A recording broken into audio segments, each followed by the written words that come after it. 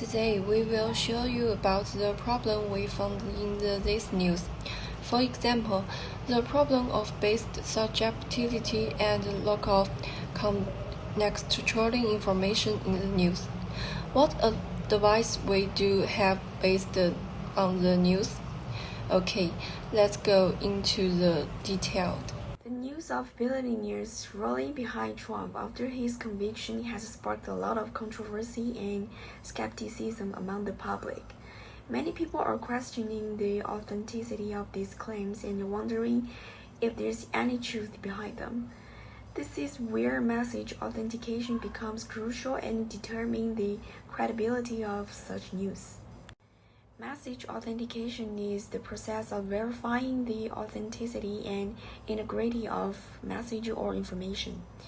In the case of the billionaires rallying behind Trump, it is important to verify the source of the information and ensure that it is coming from the reliable and trustworthy source. This can be done by cross-referencing information with other credible sources and checking for any inconsistencies or discrepancies. In addition, it is essential to consider the potential impact of the news on the public perception of Trump and the billionaires involved. If the news is found to be false or misleading, it could have serious consequences on their reputation and credibility. Therefore, it is important to approach the news with caution and skepticism, and to verify the authenticity of the information before spreading it further. In my part, popular content representation. First of all, data verification. The information presented like verification sources. Without credible sources, the verification is claims made, such as the fundraising analysis or the impact of the content of the Trump's campaign, cannot be confirmed. Second, bias and subjectivity. The language used in the text appears biased. Frequently with descriptive over others. For example, prescribing like injecting new life into his electoral base suggesting positive symbol on the Trump's campaign despite the legal issue. More than inconsistencies in the reporting, the text contains dispersive regarding fundraising finger between Trump and Biden's campaign. Finally, large contextual information. Where the text comes from the resume, it doesn't provide sufficient context to understand who they are when compared to previous elections on candidates from the recent and the birth. Next part, semantics analysis. Neutral language. Instead using emotional challenge language. Aim for neutrality. For example, inside of the grotto Republic donors, you could say polarized Republic donors to maintain objectivity. To avoid terms like history and criminal continuation can claim implication. Using more neutral terms such as travel and convention without evaluation competition fair reporting. The weak person should be persuading. Ensure every by avoiding specific details and avoid case words language. For instance, instead of giving to amounts multi-million dollar boost, you could have specified the exact amount or use more conservative term like a plan to contribute. We just said about the neutral language, avoid the loaded terms, precision in reporting. So let's see what we can do in the contribution and implication, like what we can do. The first one is like these billionaire endorsements provide a measure of solidarity and endorsement for Trump, strengthening him like his public and political profile. And the identity and status of these supporters may draw more attention to Trump and provide financial support for his political activities. like you will notice, like this part is very similar to the one we just like analyzed by my teammate before, and about the implication. Despite his conviction, which is Trump, still has a certain number of supporters, which shows his influence and appeal among a segment of the population.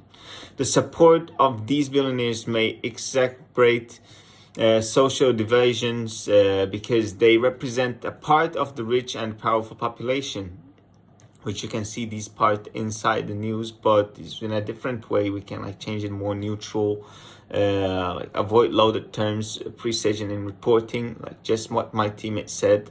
And the third one, which is like, it is also likely to spark more controversy and debate, making people re-examine Trump's political ideas and values.